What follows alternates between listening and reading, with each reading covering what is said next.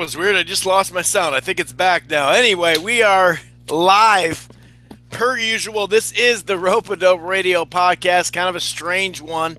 All of a sudden, something froze up. Anyway, let's start this thing again. What's up, boxing fans? This is the Rope-A-Dope Radio Podcast. I am your host, Chris Carlson.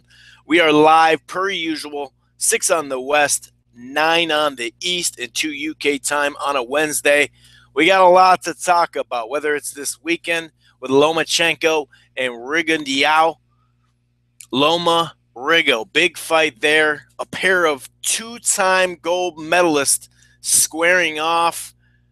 And it should be interesting. A lot of skill. Obviously, size could play a factor with Rigo going up a couple of weight classes, but we'll definitely preview, debate, and predict that HBO fight. We'll also take, or I should say, that ESPN fight. We'll also take a look at the HBO card featuring Salido and Tevin Farmer and a variety of other fights there on the weekend. Friday night, there's a PBC on FS1, and actually, I believe it was a triple header. I think it's now a quadruple header.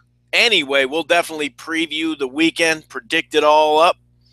Got a big fight, man. This could crown a fighter of the year, especially if it's Lomachenko, who's been more in the public eye.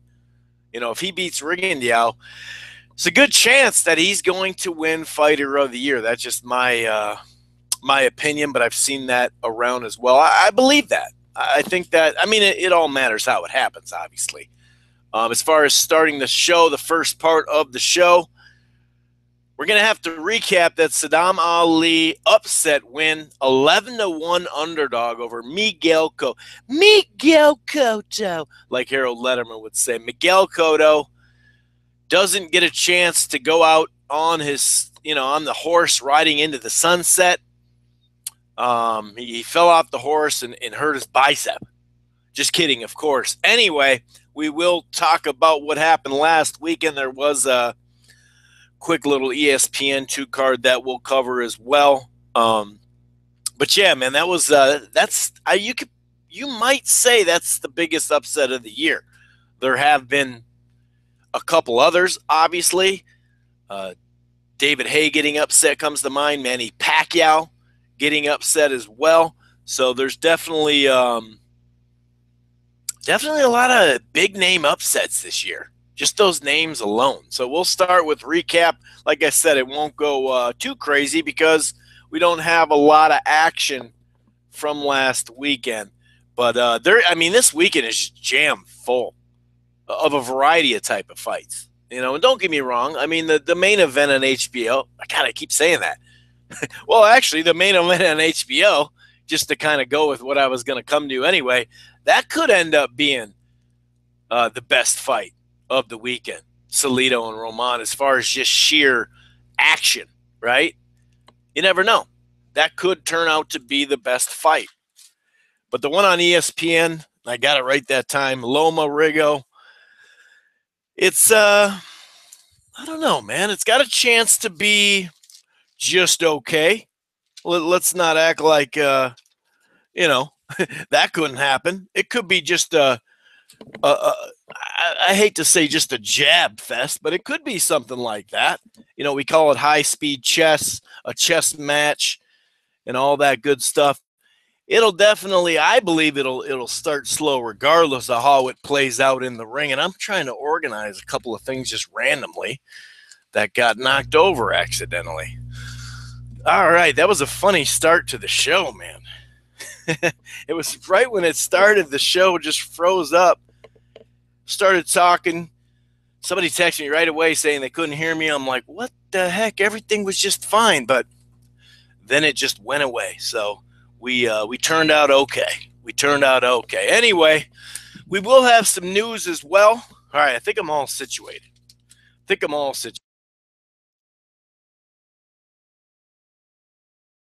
We definitely will discuss some news.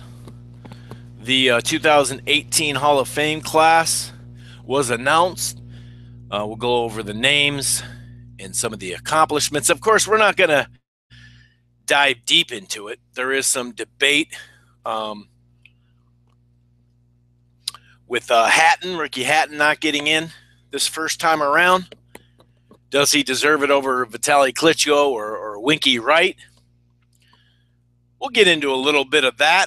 We'll also get into this, of course, the Anthony Joshua, Deontay Wilder angle, right? That's what it looks like. They're all taking angles over this. Eddie Hearn as well. The latest to come out. The last couple of weeks, it's been more skewed to Anthony Joshua and Eddie Hearn. It's kind of like after that Wilder fight, and some of the comments made by Joshua, a while back. Remember when he was sitting in his gym and he was talking about when certain fights should happen and when I'm ready and this, that, and the other. And we know, even if he's just casually talking, we know how boxing fans take that, right? So now it's kind of the other way around. And here you got Deontay Wilder talking about a 50-50 split, which obviously doesn't make a whole lot of sense. Is he really saying this, meaning it, or is he trolling, knowing that they're not going to fight until the summer at the earliest anyway? HBO finalized the main event for Superfly 2, February 24th. We'll talk about that and a couple other items to get to as far as news. A couple of good fights on the docket. A couple of WBC and the WBA ordered either a mandatory fight to happen or title eliminators. We'll definitely get to that. Some interesting fights there, no doubt. One at light heavyweight and one at 154. But I think we got to start at the top as far as recap. And we all know that's Miguel Cotto versus Saddam Ali. And Ali pulled off, like I said, the highest I saw it was 11-1, I believe. Now, don't get me wrong. You could probably get a website to give you, 12 or 13 or maybe even 14-1. But they're probably taken, they're probably taken from you more than just straight up being able to bet on it. You know what I mean? Obviously, if you were to do it on websites, I'm not saying do it there. I'm just saying if you are one of those people, I don't know any of those people. But if you are one of those people who bet online, sometimes you see these odds a little higher, and it actually doesn't really add up. They just take more. But yeah, 11-1 is what I saw. Now, obviously, discussing this, and first and foremost, before I forget, I do have to say the Rope It Up Radio podcast, obviously you're streaming live right here, blogtalkradio.com every Wednesday, right? You can call 646-381-4990 and take the show with you. If you on the West Coast stuck in traffic, if you got to go to the grocery store, pick up the kids from, what would it be now, hockey practice up here in Minnesota, wrestling practice maybe. Either way, you can listen here live at Archives in Streams Live, but you can also go on over to Apple Podcast, aka iTunes, listen to the show there. You can rate and review the show there, which is, definitely helps the show, the visibility and whatnot. Player FM is another great source. TuneIn, Stitcher, Spreaker, and all that good stuff. And as I mentioned in previous episodes, the Rope It Up Radio podcast, which includes the college ball show, which is basketball and football. It is now available at the gruelingtruth.net. So that's part of the Grueling Truth Sports Podcast Network. And they're available at iHeartRadios as well. They got a great sponsor over there, mybookie.ag. That's the gruelingtruth.net. It's a great sports network, a variety of things. Go to the website or, like I said, one of the other, just a variety of places to watch or to listen, I should say. Well, they do have videos too. So it's a podcast network. It's a normal website with articles as well. You should definitely check it out. And I want to credit Dennis Lopez, who before the fight happened with Cotto and Ali, he asked me, does Ali have a chance? And I said, beyond landing a punch that turns the fight around, I didn't think so. I thought Cotto was just a level above.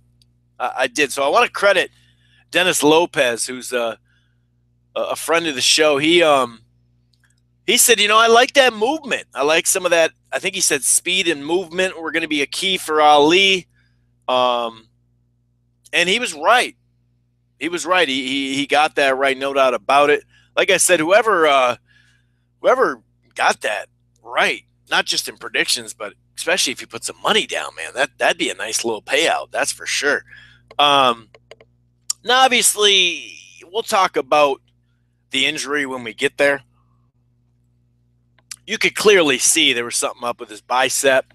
Not necessarily in the fight all the time as far as looking at it, but you could see from the pictures after, and he had surgery today on it. So that has to be put in the equation for Cotto. But Cotto, he didn't make a bunch of excuses or anything like that.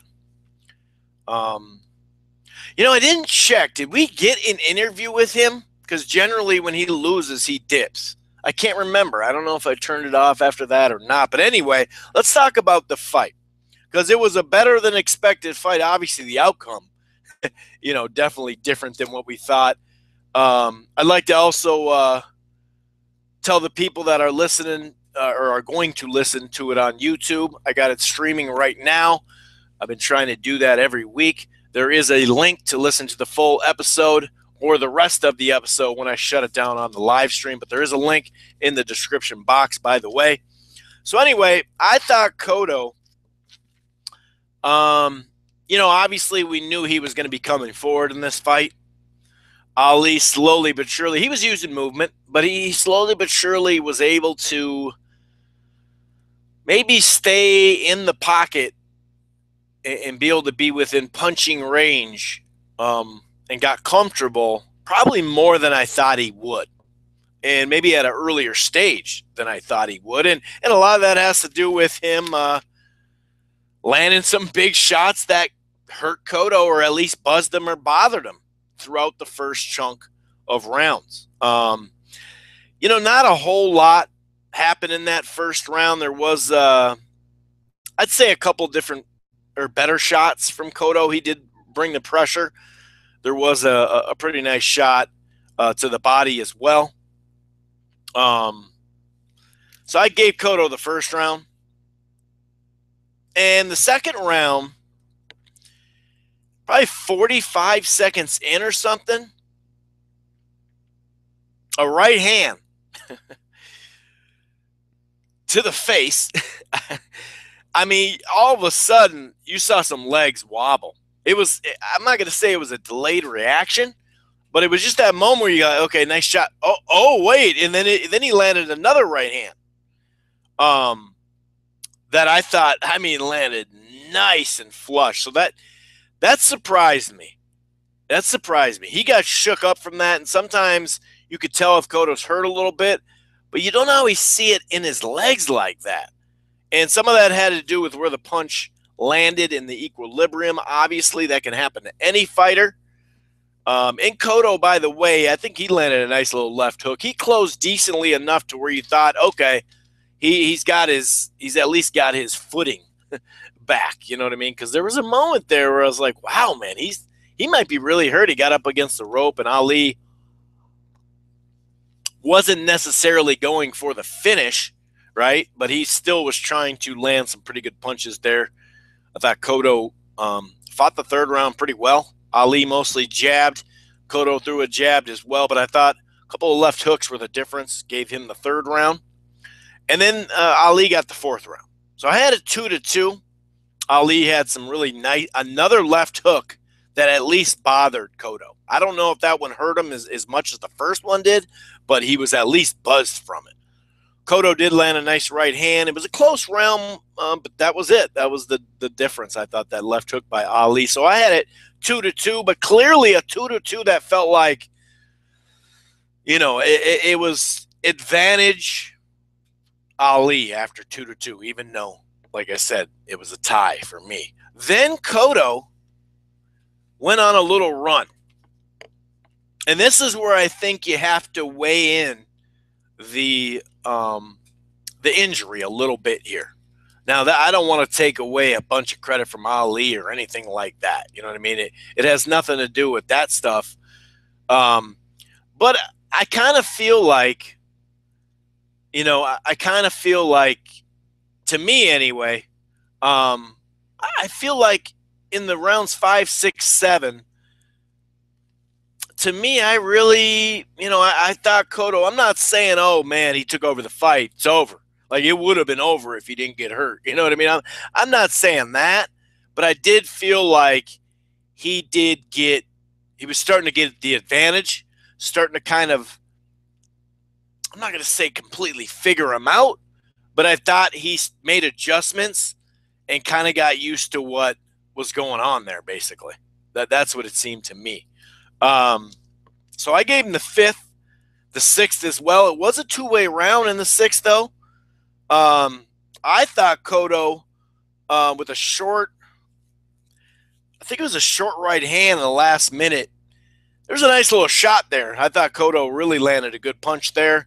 Ali started landing throughout the fight, landed some pretty nice uppercuts as well. He landed a really good uppercut in the 7th. But I don't know. It's not like there was a moment where he flinched, Cotto. You know what I mean? Where it's like, oh, dude, there's something up with him. A lot of times you can kind of tell when someone's hurt like that. And I didn't necessarily see that. I thought Cotto won that round, though. He got him against the ropes, and I don't know. He still won the round, although there was a nice uppercut. I put it in my notes there. And then the fight changed, and that's why I kind of feel like, okay, the guy wins the 3rd, the 5th, the 6th, and the 7th, especially 5 through 7. Like I said, he wasn't overtaking the fight like Ali was looking horrible and was hurt, and it was a totally different fight. It wasn't like that at all. It wasn't like that at all. However, I did think that he started getting the advantage, and to me, it kind of felt like he was starting to turn the tide. But that was it. Now the 8th was still a close round. I gave it to Ali. I think once again the left hook, the uppercut. I thought that was a difference, and then pretty much, I mean, you could see Cotto was throwing a jab. Not really throwing that left hook effectively anymore. It didn't really see, I mean, we could say this with Cotto a lot, like the right hand wasn't there. Well, no kidding, right? That's nothing new with him. Sometimes he just barely uses, other times he does, but I don't know. Overall, Ali just looked sharper, and he just started putting it together. And Ali, I think it's, in the 10th round, I wrote a little note here, 56 seconds left, hard left hand, and then another left hand. He was really landing some flush shots on Cotto. Cotto hung in there, though, even with the injury. He, like I said, he didn't quit, and he still, I don't know, he was just backing up. He was moving a lot more, basically. And then all of a sudden you start to see, especially in the last 2 rounds, the 11th and 12th, Ali definitely got more aggressive, landed that straight left hand. A late one, really good shot in the 11th. And the jab and sharp right hands. And then to me, it was just like buying some time. Cotto was just buying some time and ended up, not really finishing strong whatsoever. Now, like I said, I don't want to take away credit from Saddam Ali because this is a great win for him. Very, very big moment in this guy's career. So I don't want to take, all that away from him by any stretch. He fought really well. His body looked pretty good. I mean, if we're being honest, on the show and obviously throughout, unboxing Twitter and YouTube and in the forums and other podcasts, we talk about zits, pimples on people's back. And we're not talking about quattros, right? But I got to admit, I just, when I see it, I see it. And actually, both guys that won, now Ali's back didn't look that bad. And I bring it up just because, I'm not sure what kind of testing they have, but I did think Vargas's back looked pretty zitty. Let's put it that way. And I didn't really hear much. I actually did hear somebody. What podcast? What episode was that? That somebody did actually, I believe, mention Vargas. No, not Vargas. Yeah, Ray Vargas. I'm pretty sure. Yeah, because they didn't say it about Ali. So it is what it is. But really great performance to get it to get it done as 11-1 underdog by Ali. And where does he go from here? Well, we'll see. We'll see. I mean, does he want to hang around 154 now that he has a belt? Maybe, So he does have some fights there.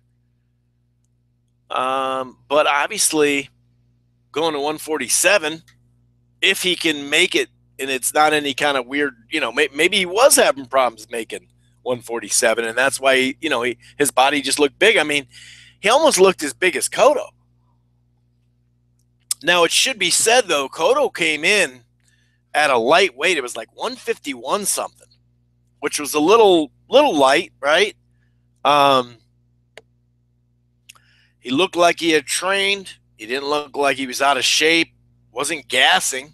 To me, I just thought like maybe some of the reflexes weren't there. And obviously, when you have that bicep, it does get tougher. Like I said, he was throwing the jab, landing it, trying to score, but his left hook wasn't there. It didn't look like he could really use it that well. You know what I mean? So, but kudos to Ali. And like I said, Cotto, it is what it is. I mean, there's worse beatings to take. He should know, right? And I'm not trying to rip him or anything like that. But so he took some punishment, more punishment, in this fight than I have in my life.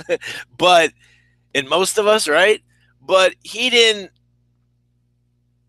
I don't know. He made it through, and it wasn't like the injury was he was just done after that. You know what I mean? So it does suck for him, though, that always, that's always a rough way to go out. And to be honest with you, it was a competitive enough fight that I actually had it 7-5 for Ali. There was over 12,000 people in attendance. You didn't really hear too much about it being papered, but if you check the seats all the way down to, the last day or two, I don't know if it was just pricing or the fact that it was, a lot of people perceived it as a mismatch, which obviously on paper it was. So that kind of sucks too. He goes on a loss. Usually he can just fill up that Madison Square Garden. And I understand that. I never actually looked at the ticket prices, so I don't know if they're overpriced, being that people weren't completely hyped up and jazzed about this fight. But either way, that's what I love about boxing, man. That's what I love about boxing. I really do. I mean, things happen, like Pacquiao getting beat by Horn, or at least having a very competitive fight with Horn, no matter how you saw that going down.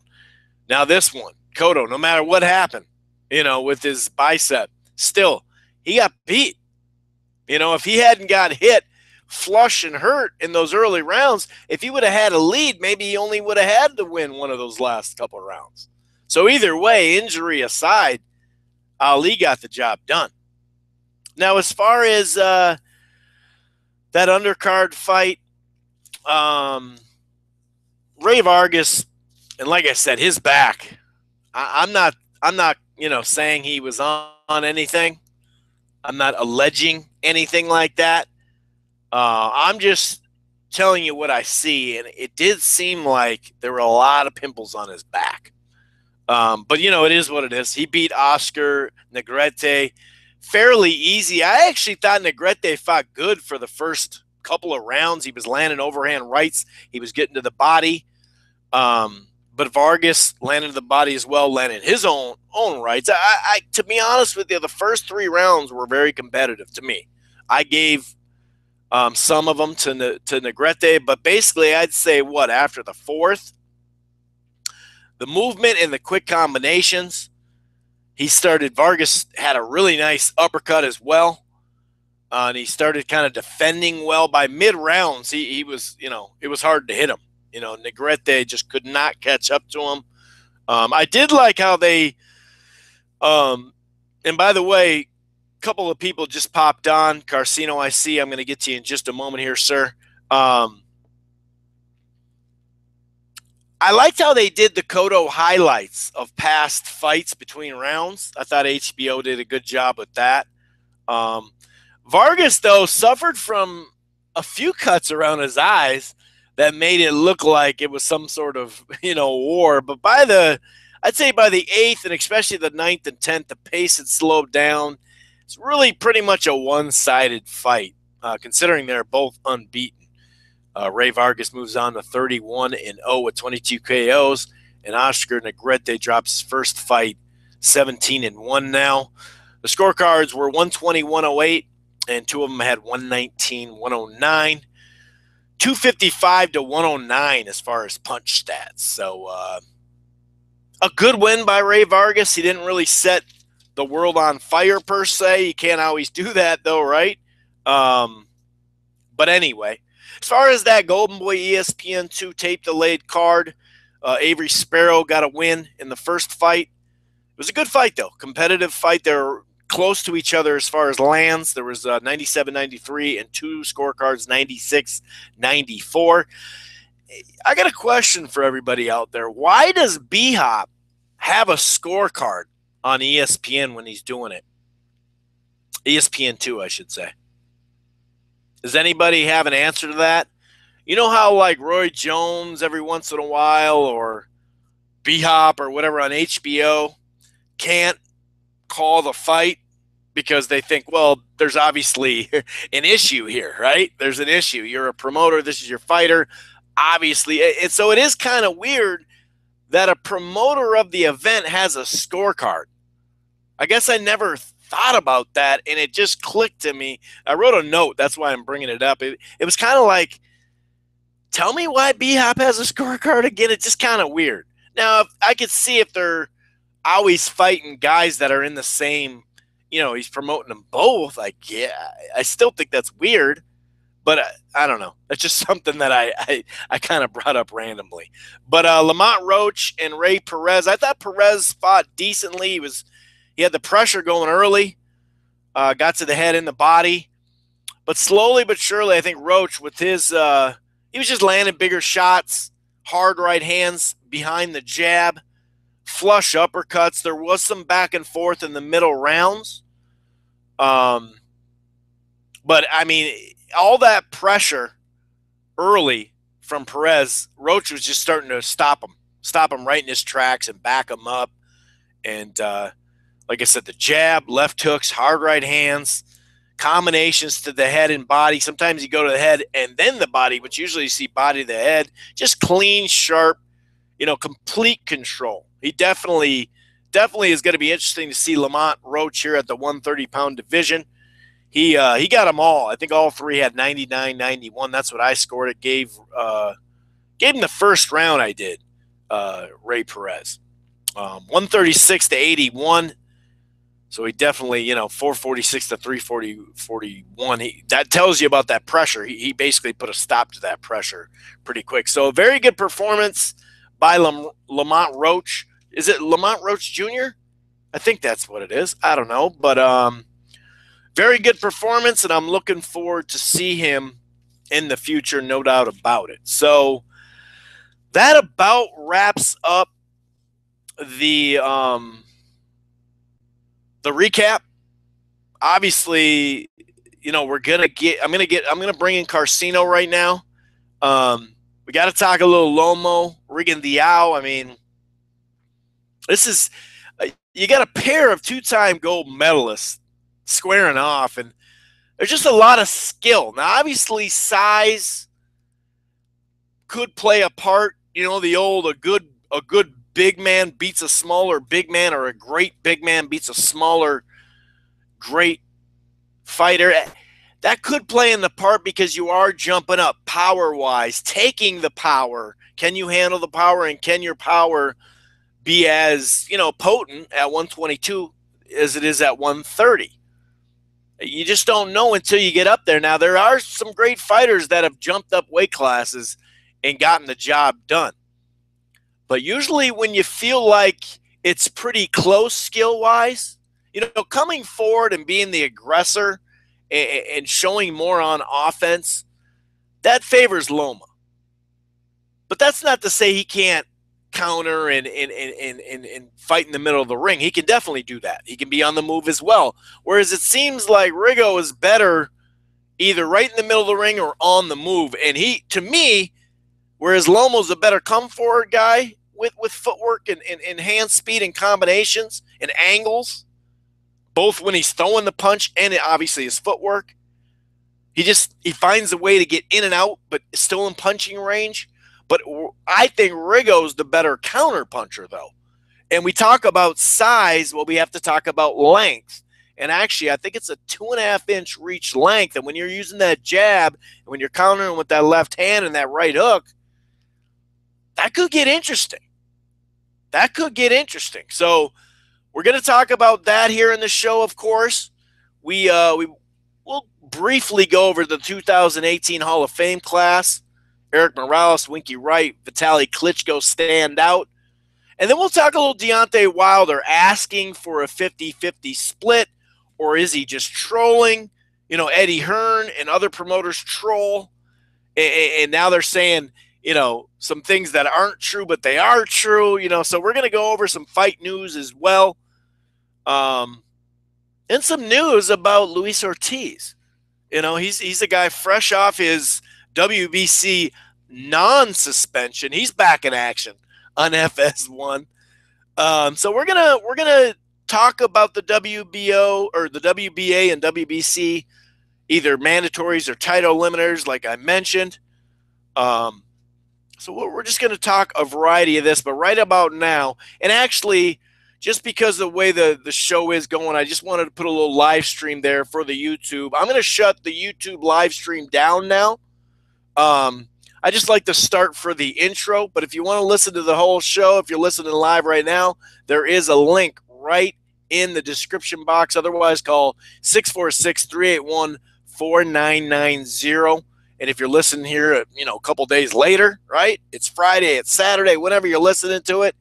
Like I said, if you want to listen to the whole archived episode, that'll be right there on the link. So I'm